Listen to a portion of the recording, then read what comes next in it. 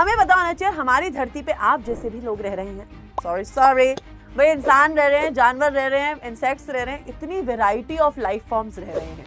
भाई मैं तो शुरू से जानती थी एक काली चींटी, एक लाल चींटी, ज्यादा से ज्यादा मैं मान लूंगी एक ब्राउन भी होती होगी, ठीक है। बट ओ माय गॉड, आप लोगों ने एक इंस्टाग्राम पे या यूट्यूब पे एक रील बहुत वायरल हो रही थी, आई डोंट नो आपने किसी ने देखी या नहीं देखी, कि ये chapter purely data based chapter है, पर आपको कौन सी वैल्यूज याद रखनी है वो मैं आपको बताती चलूंगी।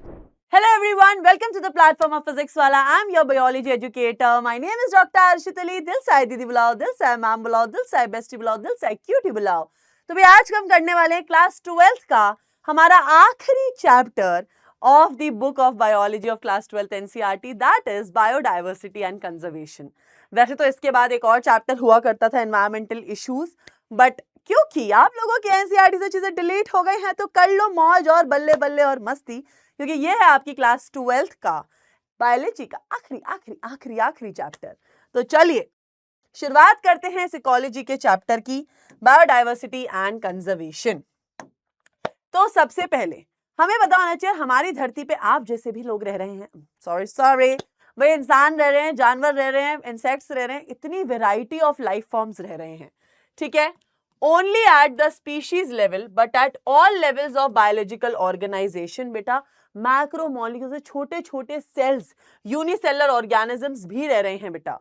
ये जो टर्म है biodiversity, it was popularised bye Edward Wilson, ठीक है। इस शब्द को पॉपुलराइज किसने किया था? एडवर्ड विल्सन ने। वैसे मैं आपको बता दूं बेटा, जैसे हमने ये चैप्टर शुरू किया है, ये chapter purely data based chapter है, पर आपको कौन सी वैल्यूज याद रखनी है वो मैं आपको बताती चलूंगी। अब भाई आपकी धरती पर इमेजिनेशन से भी परे है ये बातें कि भाई 20,000 स्पीशीज ऑफ एंट्स हैं। भाई मैं तो शुरू से जानती थी एक काली चींटी, एक लाल चींटी, ज्यादा से ज्यादा मैं मान लूंगी एक ब्राउन भी होती होगी, ठीक है। But oh my god, there is this, मैंने एक दिन पढ़ा dinosaur and, Dracula and, vampire and, ठीक है, इलेक्ट्रिक एंड। तो आई वाज लाइक ओ भाई साहब 20,000 स्पीशीज ऑफ एंट्स रहती है। भाई हमने तो 2 ही देखी होंगी, आपने कोई और देखी तो मुझे कमेंट सेक्शन में बताना, आपने कोई अलग सी एंट देखी है कभी तो। So there are 20,000 species of ants, 3 lakh species of beetles, and 28,000 species of fishes and 20,000 species of orchids जो बेटा प्रेजेंट हैं।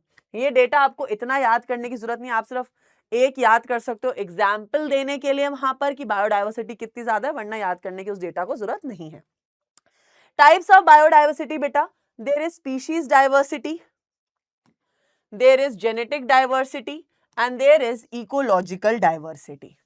तो बेटा जेनेटिक बायोडाइवर्सिटी क्या होता है, एक एक करके हम इन तीनों टाइप की बायोडाइवर्सिटी को एक एक करके पढ़ेंगे। सबसे पहले हम पढ़ेंगे जेनेटिक बायोडाइवर्सिटी के बारे में। तो यार जेनेटिक बायोडाइवर्सिटी क्या होता है?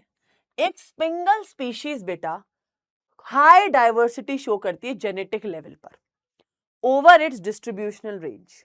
जैसे बेटा आप लोगों ने एक इंस्टाग्राम पे या यूट्यूब पे एक रील बहुत वायरल हो रही थी, आई डोंट नो आपने किसी ने देखी या नहीं देखी, कि जो बेटा वर्ल्ड का सबसे बड़ा फ्लावर है, ठीक है, उसको देखकर एक साइंटिस्ट हैं जो उसकी एक पर्टिकुलर स्पीशीज को बहुत सालों से ढूंढ रहे थे, एंड सडनली वो उसकी स्पीशीज देखता है and he starts to cry, क्योंकि वो इतने सालों से उसके ऊपर रिसर्च कर रहे थे।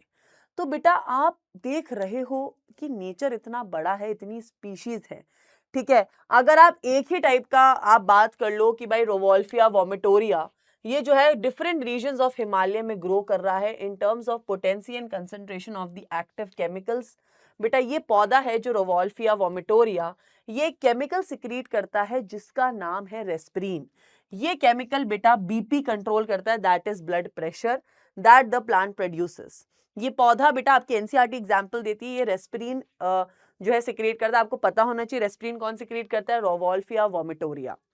फिर बेटा इंडिया में approx 50,000 genetical strains of rice हैं, भाई 50,000 इतने। वैसे अगर आप देखोगे तो बायोटेक्नोलॉजी के अंदर जो राइस का डेटा है और जो राइस का डेटा इसमें है थोड़ा डिफरेंट है, बट कंफ्यूज होने की जरूरत नहीं है।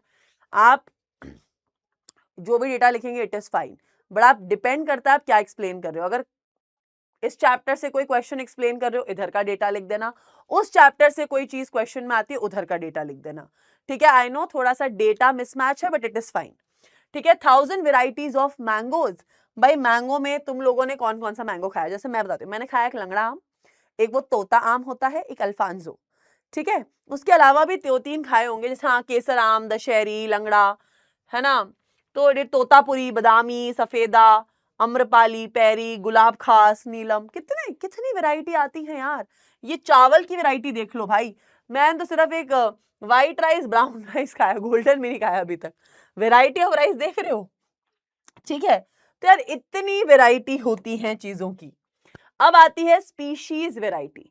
अभी हमने देखा जेनेटिक डाइवर्सिटी के बेसिस पे कितनी सारी, अब हम स्पीशीज के बेसिस पे, डाइवर्सिटी एट स्पीशीज लेवल। तो यार ऐसा कहा जाता है कि आपकी जो इंडिया है, अब इंडिया में इस साइड है बेटा वेस्टर्न घाट्स, ऑफ कोर्स क्योंकि ये वेस्ट साइड ऑफ इंडिया है, ये ईस्टर्न घाट्स। तो भाई ऐसा कहा, ये कह रहे हैं कि वेस्टर्न घाट्स के पास ज्यादा एम्फीबियन की स्पीशीज हैं as compare to Eastern Ghats, मतलब यहां पर ज्यादा एम्फीबियंस रह रहे हैं एज कंपेयर टू हेयर, ठीक है। डेटा याद रखना है। फिर आती है बेटा इकोलॉजिकल बायोडाइवर्सिटी, हमने 3 बोली थी, genetic, species and ecological. Diversity eight ecosystem level, भाई आपको पता है इकोसिस्टम माने डेजर्ट इकोसिस्टम भी है, फॉरेस्ट भी है, ग्रासलैंड भी है, रिवर भी है, लेक भी है, भाई इससे पहला चैप्टर ही इकोसिस्टम है मैम ठीक है। तो हम देख सकते हैं यार इंडिया में कितनी कितनी सारी वैरायटी ऑफ इकोसिस्टम्स हैं। आप देखो डेजर्ट भी है इंडिया में, रेन फॉरेस्ट भी है, मैंग्रोव्स भी हैं, कोरल रीफ्स भी हैं, वेटलैंड्स भी हैं, ओ भाई साहब, ठीक है। Estuaries, alpine meadows has a great ecosystem diversity than a Scandinavian country like Norway. तो यार इतनी वैरायटी ऑफ चीजें हैं, ठीक है। तो अगर आप देखोगे बेटा इकोलॉजिकल डाइवर्सिटी के बेसिस पे तो अलग अलग इकोसिस्टम होते हैं, टेरेस्ट्रियल, लैंड, टेरेस्ट्रियल में भी फॉरेस्ट, डेजर्ट, तो भाई कितनी वैरायटी है वर्ल्ड के अंदर। तो यहाँ पे अगर आप देखोगे तो यहाँ पे इन्होंने दिखा रखी है किस टाइप की, जैसे पिंक है, पिंक इज द ट्रॉपिक्स, और बेटा ट्रॉपिक्स मतलब मैक्सिमम प्रोडक्टिविटी होती है वहां पे। तो आप देखो अफ्रीका के अंदर है, यहाँ साउथ अमेरिका में है, इंडिया में है, ठीक है, यहाँ सबसे ज्यादा प्रोडक्टिविटी है भाई साहब, ट्रॉपिक्स। अब आता है बेटा, यहां से शुरू हो जाता है आपकी एनसीईआरटी में data, how many species are there on earth, how many species are there on earth and how many in India. तो बेटा according to the International Union of Conservation of Nature and Natural Resources, इसे कहते हैं IUCN. IUCN का full form भी पूछ सकते हैं, International Union of Conservation of Nature and Natural Resources. इनके 2004 की लिस्ट के अकॉर्डिंग इन्होंने ऐसे कहा कि भाई टोटल नंबर ऑफ पौधे और जानवर धरती पर शायद अप्रॉक्स 1.5 मिलियन है, ठीक है। इन्होंने एक एस्टिमेटेड डेटा दिया। फिर उन्होंने बोला कि यार species inventories are more complete in temperate region than in tropical countries. अब ये क्या होता है, इस चीज को मैं आपको एक बार समझाती हूँ, ठीक है। मान लीजिए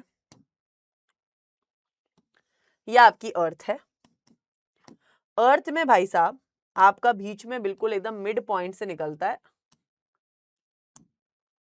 एकदम मिड पॉइंट से आपके निकलता है इक्वेटर। आई होप इतनी ज्योग्राफी तो पढ़ी होगी बेटा कि इक्वेटर क्या होता है, जो mid line, imaginary mid line जो अर्थ के सेंटर से पास हो रही है।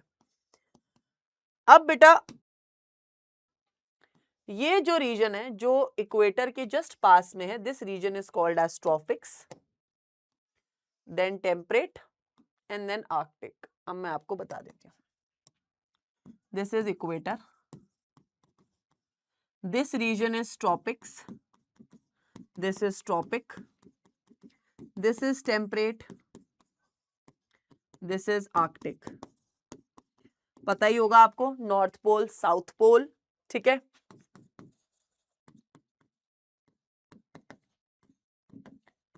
तो बेटा आपको पता है क्या, हमारा जो सन होता है वो इक्वेटर पे है, यहां पे।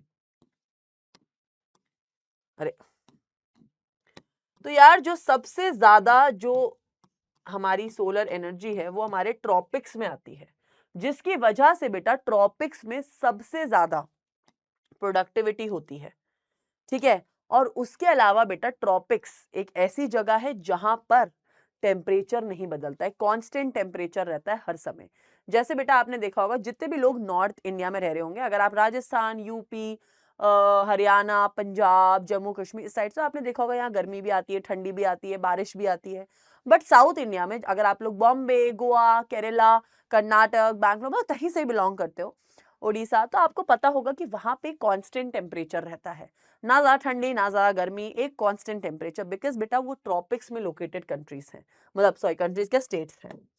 तो बेटा species inventories are more complete in temperate than in tropic countries, large proportion of species are waiting to be discovered in tropics. अब इन लाइन का मतलब क्या है, ये ऐसा कहना चाह रहे हैं या ट्रॉपिक्स में ना इतनी ज्यादा स्पीशीज हैं, क्योंकि यहाँ पे इतनी स्पीशीज हैं जो अभी तक हम इसमें से आधी से ज्यादा डिस्कवर भी नहीं कर पाए हैं। बट जैसे आप बेटा इक्वेटर से दूर जाते जाते हो, नंबर ऑफ स्पीशीज कम होती जाती हैं। तो एज कंपेयर टू ट्रॉपिक्स हम टेम्परेट की स्पीशीज को अभी तक गिन चुके हैं कि इतनी अप्रॉक्स स्पीशीज टेम्परेट्स में रहती होंगी, पर ट्रॉपिक्स में भाई साहब इतनी स्पीशीज है कि हम अभी तक गिन भी नहीं पाए हैं। ठीक है, इस लाइन का ये मतलब था। तो बेटा सम इकोलॉजिस्ट जो है उन्होंने ऐसा कहा था कि 20 से 50 मिलियन स्पीशीज हैं इस धरती पर, बट रॉबर्ट मे ने, एक साइंटिस्ट थे, उन्होंने एक एस्टिमेटेड डेटा दिया था कि देयर आर 7 मिलियन स्पीशीज है ना ऑन अर्थ। ठीक है, फिर बेटा interesting aspect about earth biodiversity based on the current available species inventories. तो अकॉर्डिंग टू द बेटा जो करंट डेटा है हमारी धरती के बारे में, उसमें ऐसा कहा गया है कि 70% of all species are animals. बेटा कि 70% जो स्पीशीज धरती पर रह रही है उसमें 70 एनिमल है भाई टोटल में से। प्लांट्स जिसमें algae, fungi, bryophyte, gymnosperms, angiosperms आते हैं, वो ओवरऑल 22% है हमारी धरती पे। अमंग एनिमल्स बेटा, अगर मैं ऐसे बोल रही हूँ कि भाई धरती पे 70% एनिमल्स हैं, तो उन 70 में भी सबसे ज्यादा हैं बेटा इंसेक्ट्स। इंसेक्ट्स बेटा इस 70 में भी 70% इंसेक्ट्स कवर करते हैं। मतलब मान लो एनिमल 100% है, उसमें 70% इंसेक्ट्स हैं। ठीक है, तो बेटा out of every 10 animal her 7 insects हैं। इतनी ज्यादा इंसेक्ट की पॉपुलेशन है। तो अगर आप देखोगे आपकी एनसीईआरटी में ऐसे 3 पाई चार्ट दे रखे, इनके ऊपर भी क्वेश्चन आता है। आपके बोर्ड एग्जाम वाले क्या करते हैं, वो जैसे इधर वाला रीजन गायब करेंगे, बोलेंगे बताओ यहाँ क्या आता है। अब आपको ऐसे बताना है कि सबसे ज्यादा यहाँ पे हमें क्या दिख रहा है। भाई अगर मैं बोल दूं मेरे को सबसे ज्यादा दिख रहा है कि भाई यहाँ पे एंजियोस्पर्म्स हैं, फिर यहाँ फंजाई है, मैं मान लेती हूँ, फिर मैंने बोला यहाँ पे एल्गी है, फिर मैंने बोल दिया यहाँ पे मॉसेस हैं, फिर मैंने बोल दिया फर्न्स हैं, फिर मैंने ऐसे बोल दिया लाइकेंस हैं। तो बेटा ऐसे क्वेश्चन आता है कि पाई चार्ट के बेसिस पे बताओ सबसे ज्यादा क्या है प्लांट्स में। भाई एंजियोस्पर्म में सबसे कम क्या है, लाइकेंस हैं। उसी तरीके से बेटा अगर आपसे पूछ ले इनवर्टिब्रेट्स में सबसे ज्यादा कौन है, भाई इंसेक्ट्स हैं। इंसेक्ट के बाद इंसेक्ट्स हैं, इंसेक्ट्स के बाद क्या है, अदर एनिमल्स, अदर एनिमल्स के बाद क्या है, मॉलिस्का हैं, और फिर क्रस्टेशियंस हैं। ठीक है, यहाँ पे आप वर्टिब्रेट्स में देखोगे तो बेटा वर्टिब्रेट्स में सबसे ज्यादा फिशेस हैं। ठीक है, फिशेस के बाद आपको सबसे ज्यादा क्या दिख रहा है भाई, यहाँ पे आपको बर्ड्स दिख रही हैं, फिर आपको रेप्टाइल्स दिख रहे हैं। ठीक है, फिर एम्फीबियंस, फिर मैमल्स। तो बेटा इस तरीके से बेटा आप लोगों को बताना होता है ये पाई चार्ट देख के कि किस हिसाब से स्पीशीज का डिस्ट्रीब्यूशन है। डायरेक्टली क्वेश्चन भी आ जाता है, आपको पाई चार्ट देख के जाना है। अब यार माइक्रोबियल बायोडाइवर्सिटी को तो किसी ने इंक्लूड ही नहीं किया। हर कोई बस नंबर ऑफ पौधे, नंबर ऑफ एनिमल्स गिन लेता है, पर बेटा कितने सारे ऐसे जानवर हैं जो माइक्रोस्कोपिक है, जिनको आप देख भी नहीं सकते। कितने अमीबा, कितने पैरामीशियम, कितने छोटे छोटे यूनिसेलुलर ऑर्गेनिजम्स भी होंगे। तो यार नॉर्मली कहते हैं इनको गिनने के लिए कोई कन्वेंशनल मेथड तो सूटेबल नहीं है। इनकी कुछ स्पीशीज ऐसी भी होती है जिसको हम लेबोरेटरी में भी नहीं उगा सकते, वरना पूरे साइंटिस्ट की प्रजाति कोई बीमारी हो जाएगी। तो बेटा at biochemical level their biodiversity alone reach up to millions. अगर आप सिर्फ माइक्रोब्स की बात करोगे बेटा, इनकी अकेले अकेले में ही मिलियंस में इनकी जो है पॉपुलेशन है। ठीक है, पर हम माइक्रोब्स को यार गिन नहीं पाते। रीजन, हम बहुत सारे माइक्रोब्स को लैब में नहीं उगा सकते गिनती हम इनकी कर नहीं सकते, बट ये अप्रॉक्स में बहुत हैं। तो अगर हम सिर्फ इंडिया की बात करें तो इंडिया में ओवरऑल, इंडिया में वर्ल्ड के मैप पर इंडिया सिर्फ 2.4% जगह घेरता है। ठीक है, मैं भी आपको दिखाती हूं, ये आपका वर्ल्ड का मैप देखो। इस वर्ल्ड के पूरे मैप पे बेटा इंडिया सिर्फ इतनी जगह घेरता है। 2.4%। सोच रहे हो कितनी कम है इतने बड़े वर्ल्ड के अंदर, पर इतनी सी जगह में भी बेटा ये 8.1% डाइवर्सिटी रखता है। मतलब बेटा इंडिया वर्ल्ड के लिए तो जरूरी है भाई साहब। इंडिया में 8.1% डाइवर्सिटी है। फिर बेटा this makes India one of the 12 mega biodiversity countries. बेटा वर्ल्ड में ऐसी 12 बायोडाइवर्सिटीज, बहुत सारी ऐसी कंट्रीज है लिस्ट वाइज कि जिनमें सबसे ज्यादा डाइवर्सिटी, उसमें 12वें नंबर पे इंडिया आता है। According to the records 45,000 plant species, 90,000 species of animals बेटा इंडिया के अंदर हैं। ये दिस इज द डेटा। ठीक है, यस याद करना है, पूछोगे यस, जहां भी याद करना आई विल टेल यू याद करना है। तो अकॉर्डिंग टू रॉबर्ट मे बेटा 22% of species are discovered and more than 1 lakh plant species and more than 3 lakh plant species animal species are yet to be discovered। भाई Robert मे ने जब अपना data दिया था तो उन्होंने कहा था यार सिर्फ 22% ही स्पीशीज है जो डिस्कवर हुई हैं, अधिकतर स्पीशीज तो अभी तक डिस्कवर की भी नहीं गई हैं। ठीक है, मतलब more than 1 lakh species of plant और 3 लाख स्पीशीज ऑफ एनिमल्स अभी तक डिस्कवर ही नहीं किए गए हैं। फिर बेटा आता है पैटर्न्स ऑफ बायोडाइवर्सिटी। इसमें अपना पहला पॉइंट आता है लैटिट्यूडनल ग्रेडियंट। तो लैटिट्यूडनल ग्रेडियंट क्या होता है, वापस से अपन बना लेंगे, सिंपल सा ही ये जो है, हमें बस छोटा सा ही दिखाना है अपन फटाफट से। अरे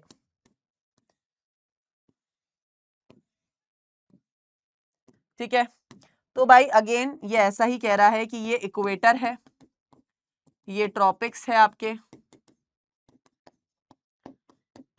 ये टेम्परेट है, ये आर्कटिक है। तो ये ऐसा कह रहे हैं कि जब आप इक्वेटर से, ट्रॉपिक से आर्कटिक की तरफ मूव करते हो तो स्पीशीज कम हो जाती हैं। ठीक है, स्पीशीज डिक्रीज, स्पीशीज डिक्रीज। मतलब ये कहना चाह रहे हैं कि इक्वेटर के आसपास जो भी रीजन है, मतलब ट्रॉपिक रीजन, यहां सबसे ज्यादा स्पीशीज है, फिर यहां कम, और आर्कटिक, आपने कभी सुना है नॉर्थ पोल और साउथ पोल में खूब जानवर और पेड़ रहते हैं? इतनी बर्फ होती है बेटा, रहेंगे कैसे वो? तो सबसे ज्यादा जो एनिमल और प्लांट की स्पीशीज है बेटा वो ट्रॉपिक्स में पाई जाती हैं। क्यों, मैंने इसका रीजन भी बताया था, क्योंकि भाई यहाँ पे सन की रेडिएशंस डायरेक्टली भी आ रही हैं। तो यही पहला पॉइंट कह रहा है, from moving from tropical to poles, poles is this Arctic region, ये नॉर्थ पोल साउथ पोल, बेटा स्पीशीज डाइवर्सिटी डिक्रीजेस। फिर बेटा species diversity decreases as we move from equator towards pole. जब भी हम जाते हैं इक्वेटर से पोल के टुवर्ड्स, स्पीशीज कम होती जा रही हैं। ठीक है, तो भाई कोलंबिया में, ये डेटा याद करने की जरूरत नहीं है, 1400 स्पीशीज हैं जो कि आपके ट्रॉपिक्स में है। न्यूयॉर्क जो टेम्परेट रीजन में आ रहा है वहां 105 ही है। ग्रीनलैंड जो कि आर्कटिक साइड में आ रहा है वहां 56 स्पीशीज ही हैं। तो ये दर्शाना चाह रहे हैं कि यार कौन सी कंट्री किस रीजन में पड़ रही है, उस हिसाब से भी आप देखो नंबर ऑफ स्पीशीज का फर्क होता है। India with much of its land, बेटा इंडिया का अधिकतर हिस्सा ट्रॉपिकल रीजन में आता है, जैसे मैंने आपको बताया साउथ वाला पूरा रीजन, हैज मोर देन 1200, ठीक है, स्पीशीज ऑफ बर्ड्स। ठीक है, फिर बेटा मैं डर गई अचानक, मैंने कहा ये क्या आ गया यहाँ पे, अभी देखा। ठीक है, तो ऐसा कहते हैं डेटा है, a forest in a tropical region like Ecuador, Ecuador बेटा एक फॉरेस्ट है, ये एग्जांपल दे रहे हैं एक फॉरेस्ट का, इक्वाडोर करके बेटा एक फॉरेस्ट है जो ट्रॉपिकल रीजन्स में लोकेटेड है।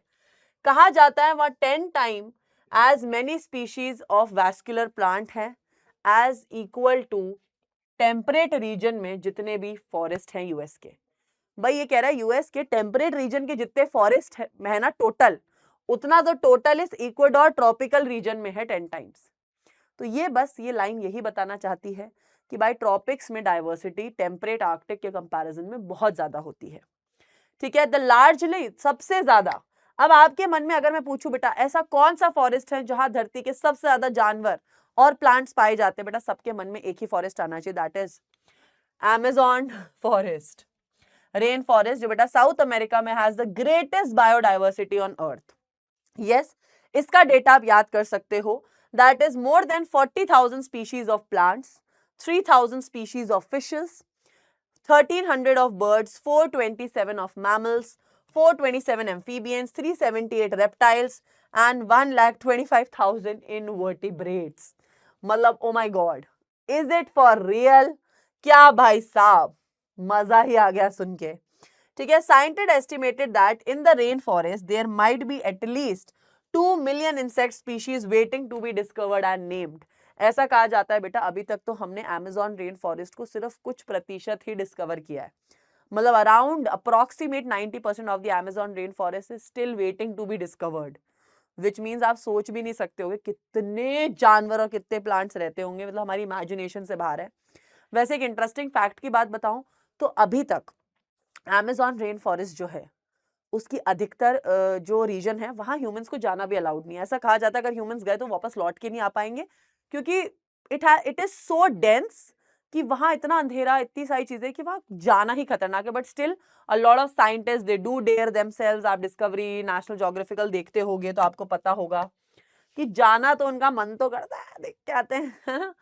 तो वाह, what is so special about tropics that might account for their greater biological diversity? आप लोगों के मन में भी इतनी देर से मैम ट्रॉपिक्स ट्रॉपिक्स करे जा रही है, भाई तुम्हारे मन में क्वेश्चन नहीं आया कि यार ऐसा क्या है ट्रॉपिक्स में कि वहां पर इतनी डाइवर्सिटी है? पहला, speciation, function of time. Temperate region बेटा फ्रीक्वेंट वहां पे ग्लेसिएशन होता है, पर ट्रॉपिक्स में बेटा अनडिस्टर्ब्ड है। मैंने आपको बताया ट्रॉपिक्स में बेटा टेम्परेचर ही नहीं बदलता। ठीक है, ऑलमोस्ट एक अप्रोक्सीमेट टेम्परेचर ही रहता है। ठीक है, जैसे अपन ने साउथ इंडिया की बात की थी। ठीक है, ट्रॉपिकल एनवायरनमेंट बेटा लेस सीजनल है। ठीक है, मोर कांस्टेंट और प्रिडिक्टेबल है। एक कांस्टेंट एनवायरनमेंट और टेम्परेचर रहता है, प्लस वहां पे डायरेक्ट सूरज की किरणें आ रही थी तो इसलिए ज्यादा सोलर एनर्जी है, तो मोर प्रोडक्टिविटी है, मोर बायोडाइवर्सिटी है। ट्रॉपिक्स बेटा फेयरली प्रिडिक्टेबल है, कांस्टेंट लेस सीजनल है। ठीक है भाई, एक ऐसी जगह जहां पे कांस्टेंट टेम्परेचर है, कांस्टेंट एनवायरनमेंट है, प्रॉपर फोटोसिंथेटिकली एक्टिव रेडिएशंस आ रही हैं, भाई चाहिए क्या और? अधिकतर जगह पे तो दिक्कत ही होती है, तूफान आ गया, बर्फ गिर गई, अब गर्मी आ गई तो आधे पौधे जानवर उग खा पी ही नहीं पा रहे हैं। पर एक कांस्टेंट एनवायरनमेंट है, कांस्टेंट टेम्परेचर है, तो बेटा स्पीशीज भी आराम से वहां प्रोडक्टिविटी कर पा रही हैं। अब आता है पैटर्न्स ऑफ बायोडाइवर्सिटी में, दैट इज पहला स्पीशीज एरिया रिलेशनशिप ग्राफ। तो बेटा एक जर्मन नेचुरलिस्ट हैं एंड ज्योग्राफर हैं जिनका नाम है अलेक्जेंडर वॉन हम्बल्ट। इन्होंने बेटा एक ग्राफ दिया था स्पीशीज रिचनेस का जो ग्राफ है कि कैसे बेटा जितना एरिया होता है स्पीशीज रिचनेस बढ़ती जा रही है। ठीक है, इन्होंने बोला कि species richness increases with the explored area. भाई सीधी सी बात है, मैंने सिर्फ 5% अमेज़न रेन फॉरेस्ट डिस्कवर किया तो मुझे पता चला यार 1000 स्पीशीज हैं।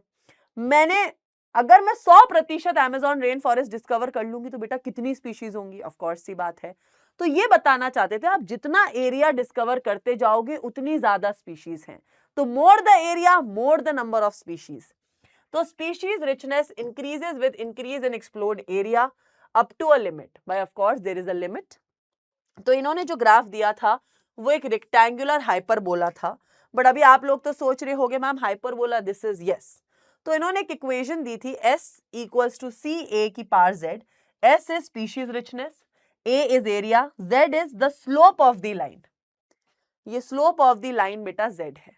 पर आप लोग अगर इसको लॉग में कन्वर्ट करते हो, आई थिंक थोड़ा बहुत लॉग आपने केमिस्ट्री या फिजिक्स में भी पढ़ा होगा, तो जब आप इसको लॉग में कन्वर्ट करते हो तो it is log s log c log z, z log a हो जाता है। ये जो पावर होती है आगे आ जाता है, z लॉग a बन जाता है।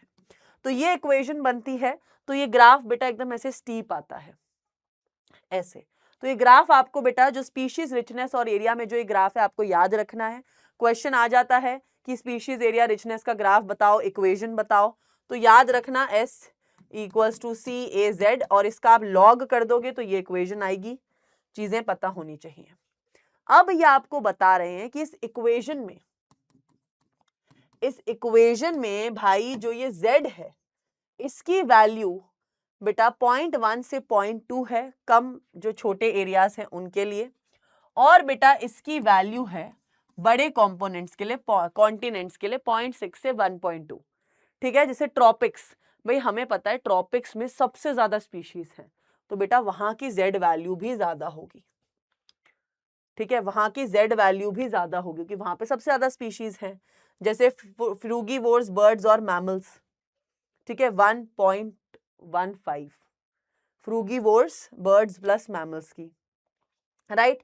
तो यार जितना ज्यादा एरिया होगा उतनी ज्यादा स्पीशीज होंगी, तो उतनी ज्यादा जेड की वैल्यू होगी। जितना छोटा एरिया होगा उतनी कम जेड की वैल्यू होगी, ठीक है। अगर मैं सिर्फ एक कंट्री की बात करूं, भाई मैं बोलूं इंडिया है, उसमें कितनी स्पीशीज, और मैं बोलूं एशिया में कितनी स्पीशीज, तो ऑफ कोर्स ये बात है एशिया में ज्यादा स्पीशीज होंगी, राइट। अब आती है importance of species to the ecosystem. भाई स्पीशीज की क्या इंपॉर्टेंस है हमारे इकोसिस्टम के अंदर? Do the number of species in a community really matter?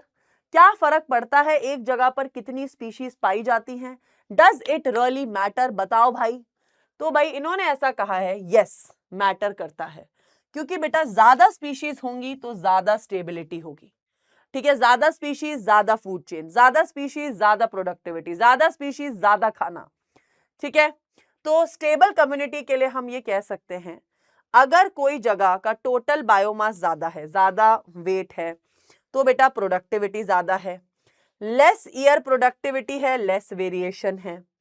Resistant to environmental disturbance, भाई सीधी बात है, अगर एक कम्युनिटी स्टेबल है, यहाँ खूब सारी स्पीशीज हैं, खूब बड़ा लैंड है, मान लो हम अमेज़न रेन फॉरेस्ट की बात करें, तो भाई वहां पर खूब प्रोडक्टिविटी है, ठीक है।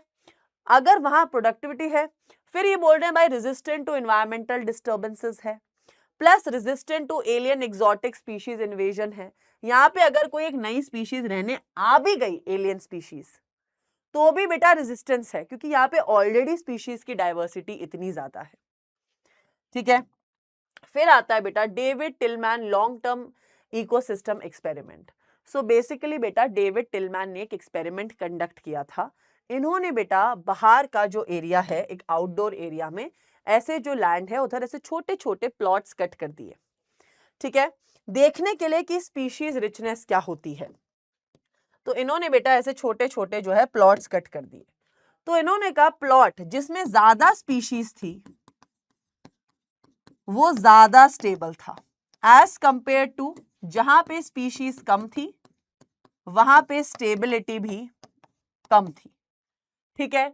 तो plots with more species show less year two year variation, plots with less species show less stability, ठीक है बेटा। जितनी ज्यादा स्पीशीज उतना ज्यादा स्टेबल, उतना ज्यादा, ठीक है, स्टेबिलिटी है, उतना कम वेरिएशन है। भाई अगर स्पीशीज बहुत ज्यादा है, स्टेबिलिटी है, तो वेरिएशन की नीड ही नहीं है। अगर भाई मैं आउल आउट ही नहीं लगाऊंगी, मैं हिट ही नहीं लगाऊंगी, मच्छर को मारूंगी नहीं, मच्छर कहेगा यार मुझे वेरिएशन लाने की जरूरत ही नहीं है, मैं ऐसे ही ठीक हूं, ठीक है। तो यार जब स्पीशीज स्टेबल है तो वेरिएशन भी कम है। High diversity contributes to high productivity, ठीक है, जितनी ज्यादा स्पीशीज उतनी ज्यादा प्रोडक्टिविटी, ऐसा भाई डेविड टिलमैन ने कहा था। फिर आता है बेटा इंपॉर्टेंट, इससे क्वेश्चन आता है रिवर पॉपेट हाइपोथेसिस। रिवर पॉपेट हाइपोथेसिस बेटा दिया था स्टैनफोर्ड के इकोलॉजिस्ट थे पॉल एनरिच ने। इन्होंने बेटा जो है रिवर पॉपेट हाइपोथेसिस दिया था। इन्होंने बेटा स्पीशीज का लॉस कि यार कैसे एक स्पीशीज जब धरती पे से मर जाती है, एक्सटिंक्ट हो जाती है, तो हमारी अर्थ पे उस चीज का क्या फर्क पड़ता है। इन्होंने इस चीज को यार बहुत ही प्यारे तरीके से एक एरोप्लेन के एग्जाम्पल से एक्सप्लेन किया। इन्होंने बोला इमेजिन एक एरोप्लेन उड़ रहा है और वो एरोप्लेन एक इकोसिस्टम है भाई साहब। उस इकोसिस्टम में जैसे आपको पता होगा रिवेट्स क्या होते हैं बेटा, आपके एरोप्लेन के जो हिस्से हैं वो अलग अलग रिवेट से ऐसे जुड़े होते हैं, ठीक है भाई, आपका प्लेन पूरा जुड़ा हुआ है इनकी वजह से। तो यार ये जो रिवेट्स हैं ये ऐसा बोलना चाह रहे थे, ये जो रिवेट्स हैं ये हमारी स्पीशीज हैं भाई, इन स्पीशीज की वजह से ही हमारा जो इकोसिस्टम है वो जुड़ा हुआ है। पर और ये जो विंग्स हैं भाई, आपको पता है एरोप्लेन के उड़ने के लिए विंग्स जरूरी हैं, तो विंग्स के ऊपर जो ये स्पीशीज प्रेजेंट है इन्हें हम कह सकते हैं हमारी की स्पीशीज हैं। मतलब बेटा मान लो, एग्जाम्पल देती हूं, आप एरोप्लेन में हो, आप स्क्रू निकाल रहे हो, खोल रहे हो खोल रहे हो खोल रहे हो, आपने विंग्स के स्क्रू खोल दिए, ज्यादा अफेक्ट कहां होगा, विंग्स के स्क्रू खोलने पे है यहाँ के अफेक्ट दोनों में होगा, पर ज्यादा अफेक्ट बेटा विंग्स के स्क्रू खोलने में होगा, विच मीन्स बेटा हर स्पीशी के मरने से बेटा इकोसिस्टम पे अफेक्ट पड़ता है, और की स्पीशीज के मरने से तो बहुत ज्यादा फर्क पड़ता है। तो इसी तरीके से बेटा रिवर पॉपेट हाइपोथेसिस में इन्होंने एरोप्लेन को एक इकोसिस्टम बताया, रिविट्स को स्पीशीज बताया, एंड लॉस ऑफ रिविट्स, अगर मैं रिविट्स खोलती जाऊंगी मतलब एक्सटिंक्शन हो रहा है, और अगर आप विंग्स के साइड पे से स्पीशीज को हटा रहे हो मतलब आप की स्टोन स्पीशीज को हटा रहे हो, जिसकी वजह से इकोसिस्टम स्टेबल है, आप उस स्पीशीज को हटा रहे हो, तो यार पूरा जो इकोसिस्टम है वो डिसबैलेंस हो जाता है। तो if each person in the plane take one rivet out, भाई हर बंदा अगर प्लेन का एक एक स्क्रू खोलेगा तो इट डजंट अफेक्ट इनिशियली, शुरू में इतना फर्क नहीं पड़ेगा, बट मोर रिविट्स, जितने ज्यादा स्क्रू प्लेन के निकालते जाओगे बेटा उतना डेंजरस उस प्लेन पे आपका ट्रैवल करना होता जाएगा। फर्दर मोर, अगर अब किसी ने विंग्स पे से निकालने शुरू कर दिए तो खत्म, टाटा बाय बाय, है ना। Further more which rivet is removed में ऑल्सो बी क्रिटिकल, भाई आप कहां का स्क्रू हटा रहे हो, प्लेन का हटा रहे हो, गेट का हटा रहे हो, rivet of the wing is removed मतलब आपने की स्टोन स्पीशीज को हटा दिया इकोसिस्टम से, मतलब इकोसिस्टम का बर्बाद होना निश्चिंत है। ठीक है, तो it is a very beautiful hypothesis, it's one of my favourite as well in this chapter, अच्छा लगता है।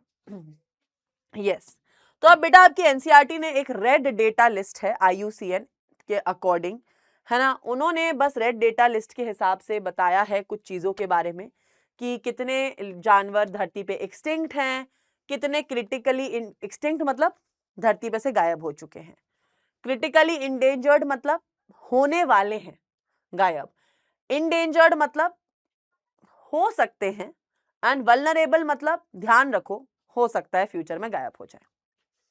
ठीक है, तो बेटा लॉस ऑफ बायोडाइवर्सिटी के बारे में अब हम पढ़ने वाले हैं। ड्यू टू बेटा colonisation of tropical Pacific islands by humans, बेटा क्योंकि यार अब ह्यूमंस जो है हर जगह पहुंच गए हैं, क्योंकि यार पॉपुलेशन इतनी हो गई है, अब हम ऐसी ऐसी जगह पे रहना शुरू कर चुके हैं जहां पर कभी कोई जानवर सोच भी नहीं सकता था कि इस आइलैंड पे आके भी ह्यूमंस रह लेंगे।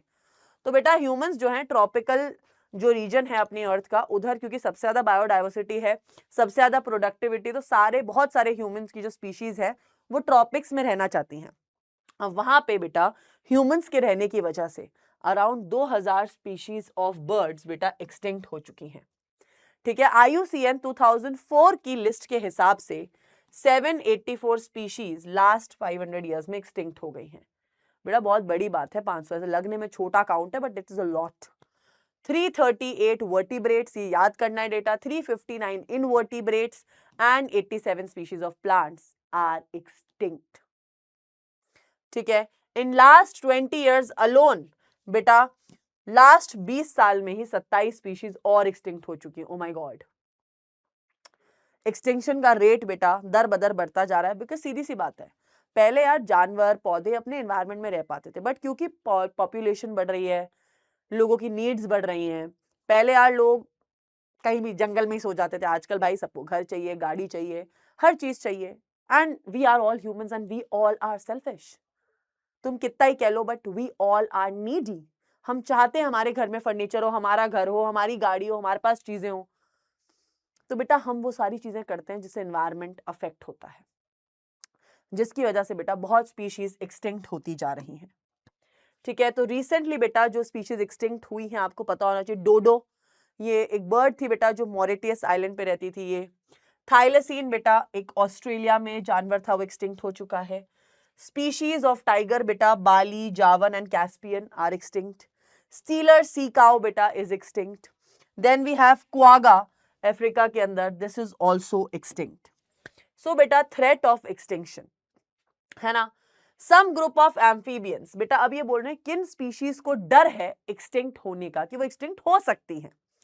तो बेटा एम्फीबियंस की बहुत स्पीशीज हैं जो एक्सटिंक्ट हो सकती है, वल्नरेबल हैं।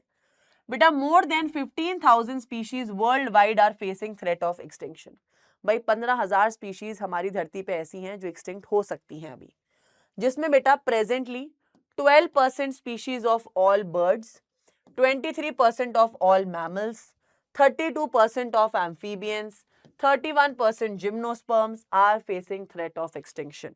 मतलब सोच रहे हो इतने percent of birds, mammals, amphibians, gymnosperms are facing threat of extinction. इतनी स्पीशीज बेटा धरती पे से एक्सटिंक्ट हो सकती हैं एनी टाइम सून। बेटा अर्थ की, अब देखो यहाँ पे इसमें भी थोड़ा सा कॉन्ट्राडिक्टिव दे रखा है, अर्थ की एज 3 बिलियन ईयर्स अगो दे रखी है, बट आपको एवोल्यूशन की ही याद रखनी है। 5th mass episode of extinction बेटा धरती पे हो चुका है। अब 6th episode is going on. अब 6th एपिसोड में कितने जानवर एक्सटिंक्ट होते हैं? Continuous half of all species on earth will be बेटा wiped out in next 100 years. हमारा ऐसा कहना है कि भाई अभी तक 5 एपिसोड्स ऑफ एक्सटिंक्शन धरती पे हो चुके हैं। अब बेटा जो 6th एपिसोड है वो चल रहा है, तो बेटा आने वाले 100 साल में शायद धरती के ऊपर present 50% species will be extinct. ठीक है, तो बेटा which is 100 to 100 times more than the previous years. ठीक है, तो बेटा एक्सटिंक्ट एनिमल्स में आप ओरोकास, मोआ, ग्रेट ऑक, पैसेंजर पिजन, गैलापागोस टॉर्टॉइज ये भी एक्सटिंक्ट हो चुके हैं। पर सबसे बड़ा सवाल, ये कॉज क्या है? ये एक्सटिंक्शन का कॉज है क्या? What is the cause? हमें बताओ भाई, जानना चाहते हैं हम लोग कि ऐसा क्यों हो रहा है धरती पर। को extinction, habitat loss, over exploitation and alien species invasion, एक एक करके सबको पढ़ते हैं। सबसे पहले आता है बेटा हैबिटेट लॉस एंड फ्रेगमेंटेशन। अब ये मैं आपको समझाती हूँ। मान लीजिए बेटा ये एक फॉरेस्ट है, पहले ये फॉरेस्ट इतना था, यहां पे ये इतना फॉरेस्ट था और यहां पे सड़क निकाल दी थी ह्यूमंस ने, तो यहां पे बेटा खूब सारे जानवर खुशहाली से रह रहे थे। पर क्योंकि बेटा अब हम लोगों की नीड्स बढ़ गई हैं, ट्रैफिक बढ़ गया, तो हमने क्या किया, फॉरेस्ट को कट कर दिया। अब हमने कर दिया फॉरेस्ट इतना सा, हमने ह्यूमंस के लिए जो चीजें हैं वो ज्यादा बढ़ा दी, फॉरेस्ट कर दिया छोटा। तो अब सीधी बात है बेटा, जो जानवर यहां पे हैं वो अब सड़कों पे तो आ ही जाएंगे। इसलिए आपने सुना होगा टाइगर आ गया इस शहर में, लेपर्ड आ गया इस शहर में, शेर देखा, क्रोकोडाइल देखा। ऐसा क्यों हो रहा है? क्योंकि बेटा जब आप उन लोगों की रहने की जगह कम कर दोगे तो वो इन जगहों पे तो आपको दिखने ही लगेंगे ना। तो यही हुआ है habitat loss. Most important cause क्या रहा है कि loss of 14% to just 6% in tropical rain forest. ठीक है, 1000 हेक्टेयर ऑफ रेन फॉरेस्ट को बेटा काट दिया गया है विद इन आवर्स, ताकि वहां पे ह्यूमन की नीड्स की चीजें बनाई जा सके। अमेज़न रेन फॉरेस्ट को बेटा कट किया जा रहा है फॉर कल्टीवेटिंग सोयाबीन, ठीक है, and for conversion of grasslands for raising beef cattle. बेटा बीफ जो मीट बनता है काउस का, उसके लिए जो कैटल्स को वहां पर ग्रेजिंग के लिए भेजा जा रहा है, जिसकी वजह से अमेज़न रेन फॉरेस्ट अफेक्ट हो रहे हैं। Large habitats are broken up into small fragments. भाई इतने बड़े एरिया को छोटे छोटे टुकड़ों में काट दिया जा रहा है। लैंड बेटा एक बड़े से फॉरेस्ट को, यहाँ पे फॉरेस्ट डिपार्टमेंट, इतना सा फॉरेस्ट, यहाँ ह्यूमंस रह रहे हैं, तो बेटा अब इतना ज्यादा काट दिया गया है चीजों को कि यार हैबिटेट लॉस होने लग गया है। अब जानवर रहे तो बेचारा कहाँ रहे। ठीक है, mammals bird require large habitat. भाई इतने सारे जानवर जो फॉरेस्ट में रह रहे हैं उनको बड़ी जमीन चाहिए रहने के लिए, और अब वो इतनी सी जगह में रहेंगे तो अफेक्ट तो होगा ही ना भाई। ठीक है, सेकंड बेटा आता है ओवर एक्सप्लॉयटेशन। बेटा हम ह्यूमंस ने, because need is turns into greed, हम लोगों ने, आप लोगों ने पहले सुना होगा कि पुराने जमाने में लोग अपनी प्यार की चिट्ठियां जो होता है पैसेंजर पिजन के जरिए अपने लवर्स को पहुंचाते थे। तो बेटा stealer sea cow and passenger pigeon, because इनका इतना ओवर यूजेज किया गया कि दे आर एक्सटिंक्ट नाउ। ठीक है, तो अगर आप देखोगे मरीन पॉपुलेशन जो है आपकी इतनी मछलियों की, वो भी अभी इंडेंजर्ड है। इनमें से भी बहुत मछलियां हो सकता है अभी एक्सटिंक्ट हो जाएं। जब भी किसी चीज का यार ओवर एक्सप्लॉयटेशन करोगे, ओवर यूजेज करोगे, वो एक्सटिंक्ट होंगी ही होंगी।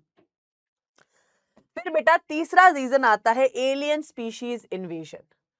अब यार होता क्या है, एलियन स्पीशीज क्या होती हैं? मान लो आपके शहर में एक मछली रहती है, वो मछली अपना खुशहाली से जिंदगी काट रही थी, सब कुछ बढ़िया था। अचानक से आप अफ्रीका से कोई दूसरी मछली लाकर उस शहर में छोड़ दिए। अब वो अफ्रीका की मछली ज्यादा ताकतवर थी तो वो यहाँ की मछलियों को खाने लग गई, तो यहाँ की मछलियां एक्सटिंक्ट हो गई।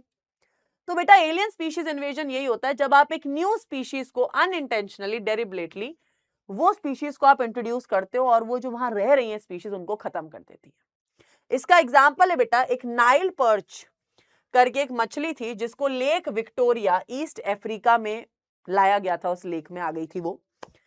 वहां पर बेटा सिर्फ इस नाइल पर्च की वजह से around 200 species of cichlid fish extinct हो गई। एक मछली की वजह से 200 स्पीशीज एक्सटिंक्ट हो गई।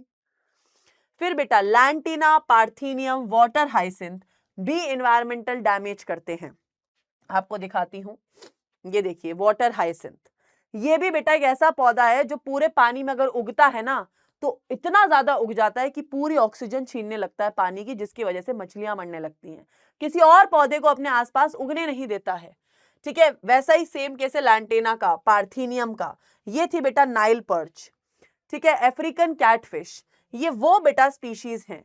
Illegal introduction of African catfish, African catfish थी क्लैरियस कार्पिनस फॉर एक्वाकल्चर। बेटा अपने हम उसको लाए, हमने उसको अपनी इंडिजिनस कैटफिश के साथ रिवर में डाला, तो पता चला उस अफ्रीकन कैटफिश ने हमारी यहाँ की कैटफिश को ही खा गई।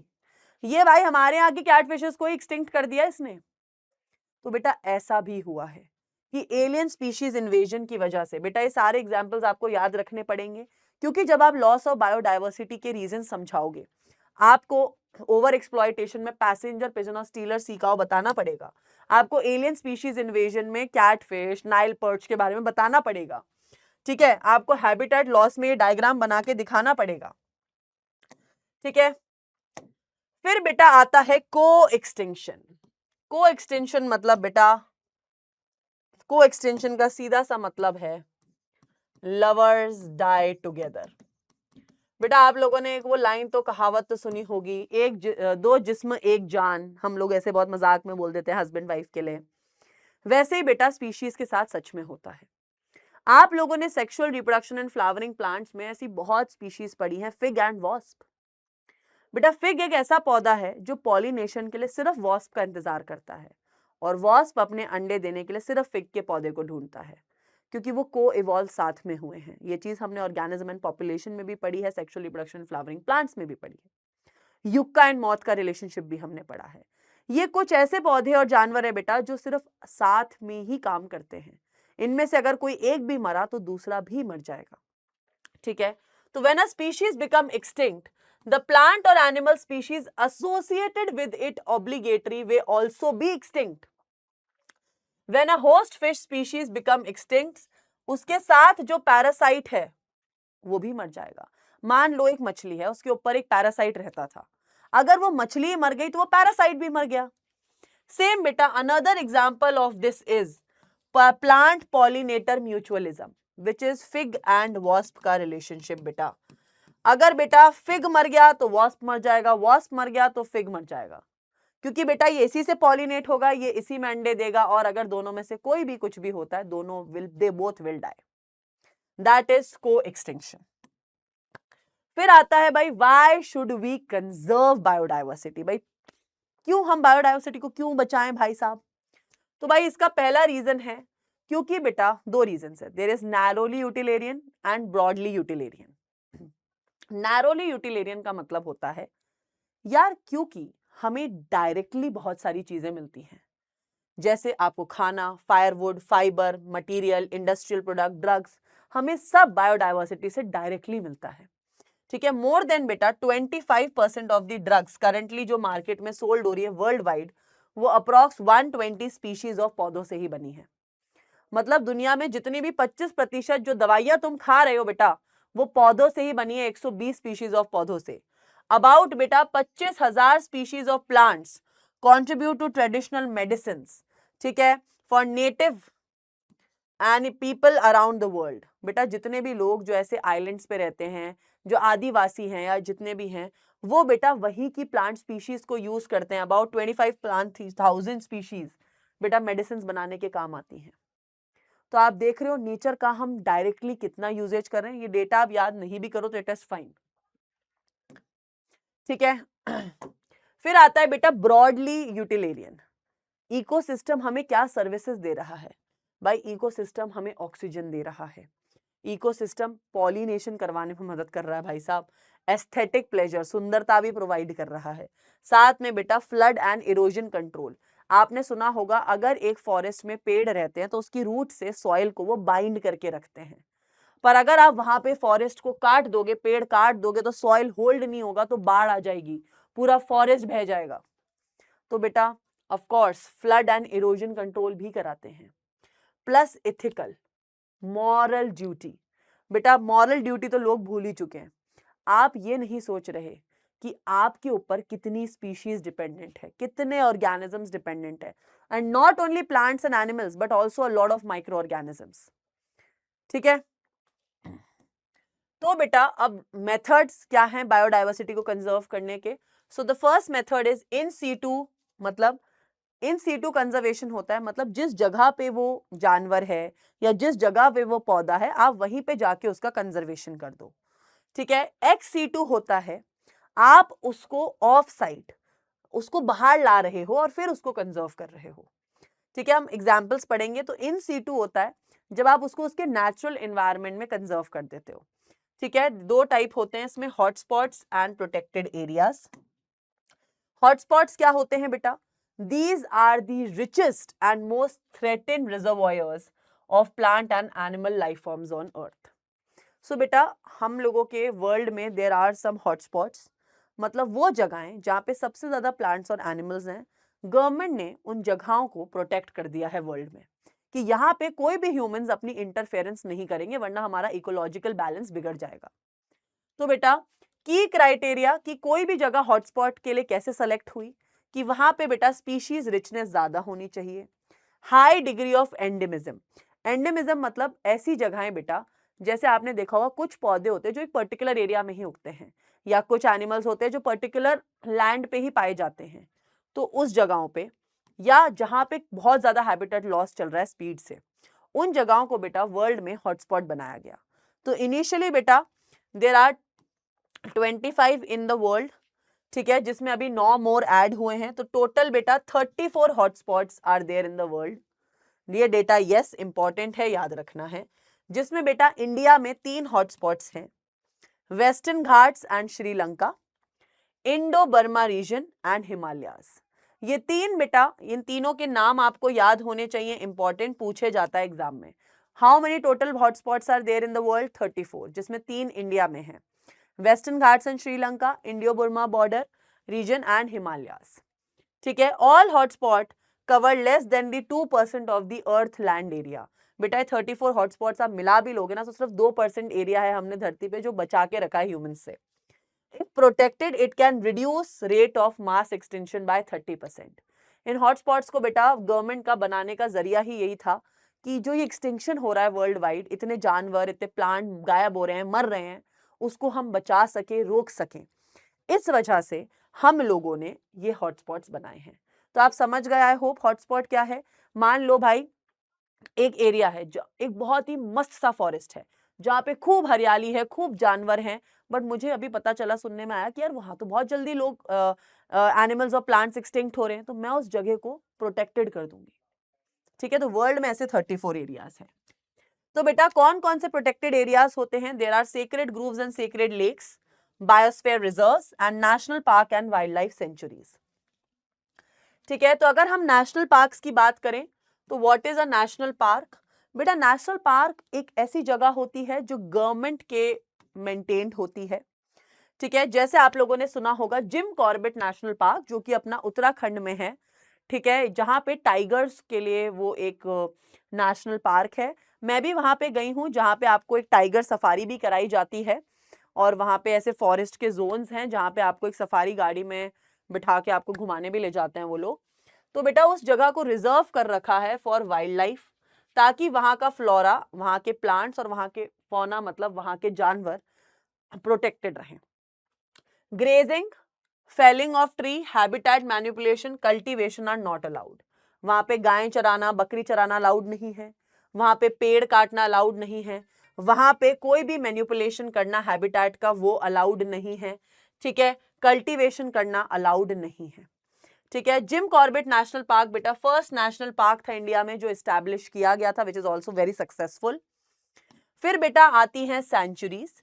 सेंचुरीज बेटा वो ट्रैक्ट्स होते हैं, वो एक लैंड एरिया होता है where animals are protected from all type of exploitation and habitat disturbances.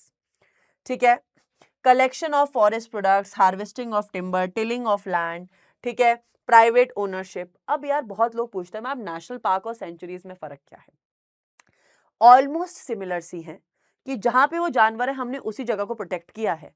But यहाँ पे क्या है, यहाँ पे बेटा कलेक्शन ऑफ फॉरेस्ट प्रोडक्ट करना अलाउड है, हार्वेस्टिंग ऑफ टिम्बर अलाउड है, ठीक है, private ownership of land allowed है. तो कुछ यहाँ पे एवरीथिंग इज वेरी रिस्ट्रिक्टेड, यहाँ पे थोड़े रिस्ट्रिक्शंस कम है. ठीक है, फिर आते हैं बेटा बायोस्फीयर रिजर्व्स. बायोस्फीयर रिजर्व्स क्या होते हैं बेसिकली? तो गवर्नमेंट ने क्या किया है, जैसे आप लोगों ने देखा होगा यार बहुत सारे आदिवासी वगैरह भी जंगल में रहते हैं, तो अब उन आदिवासियों को भी वहां से नहीं हटा सकते बिकॉज वो तो उनका घर है. तो यार और लोग भी वहां घूमने चाहते हैं पर वहां से हमें प्रॉफिट भी चाहिए. तो यार गवर्नमेंट ने क्या किया, बीच में जो कोर है जहां पे फॉरेस्ट है इस रीजन को तो प्रोटेक्ट कर दिया, कोर रीजन. इसके आसपास बेटा बफर रीजन और ये है ट्रांजिशन रीजन कि भाई यहाँ पे आप होटल्स बना लो, लोग रहने आ सकते हैं, खा पी सकते हैं, यहाँ पे भाई आदिवासी लोग सब रहेंगे और बीच में भाई फॉरेस्ट का एरिया है. ठीक है, तो ये जो है भाई फॉरेस्ट का एरिया. तो tribal people are integral component of the system.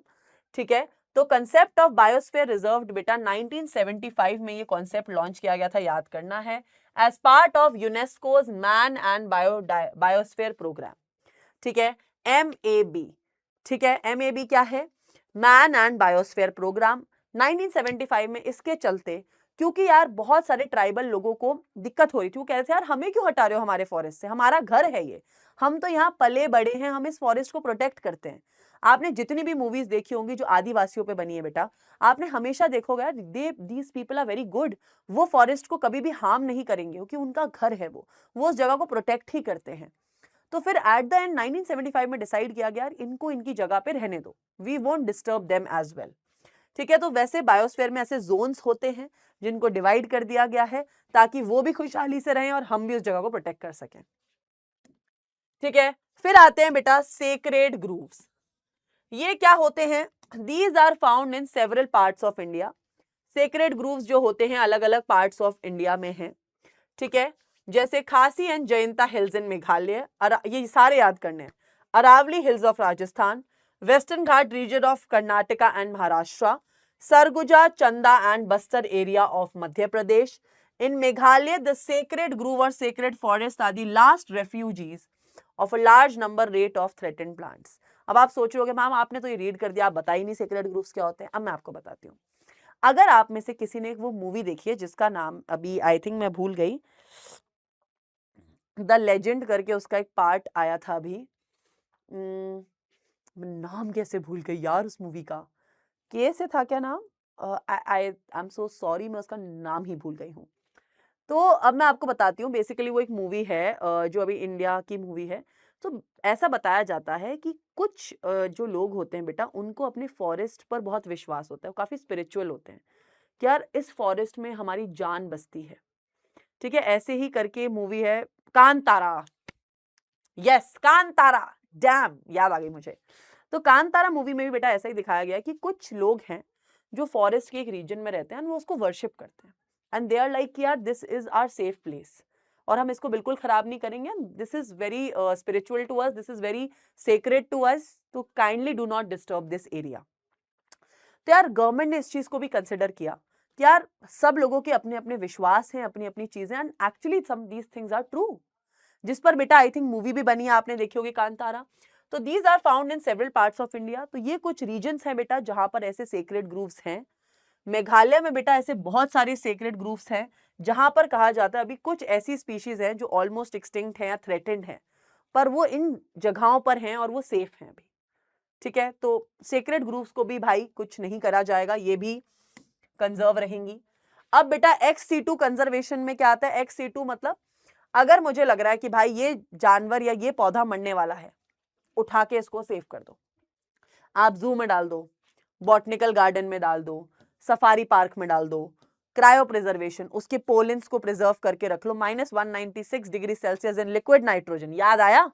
याद आया तो बताना कौन से चैप्टर में पढ़ा था तुमने ये, ठीक है। टिश्यू कल्चर कर लो, सीड बैंक्स बना दो, ठीक है। आपको लग रहा है कोई स्पीशीज मरने वाली, आप उसको प्रोटेक्ट कर सकते हो, उसकी सीड संभाल लो, उसके पोलन संभाल लो, उसको जू में रख दो, उसको बॉटनिकल गार्डन में रख दो, उसको सेव कर लो ताकि वो बच जाए। तो species facing threat of extinction are taken out from their natural habitat and are placed in highly protected areas, ताकि हम उसे बचा सके ह्यूमन केयर के अंडर, ठीक है। तो कन्वेंशन ऑफ बायोडाइवर्सिटी के ऊपर बेटा बहुत सारी कॉन्फ्रेंसेस हुई हैं, तो जिसमें एक कॉन्फ्रेंस है अर्थ समिट, जो इन दोनों पर बेटा क्वेश्चन पूछा जाता है डायरेक्ट।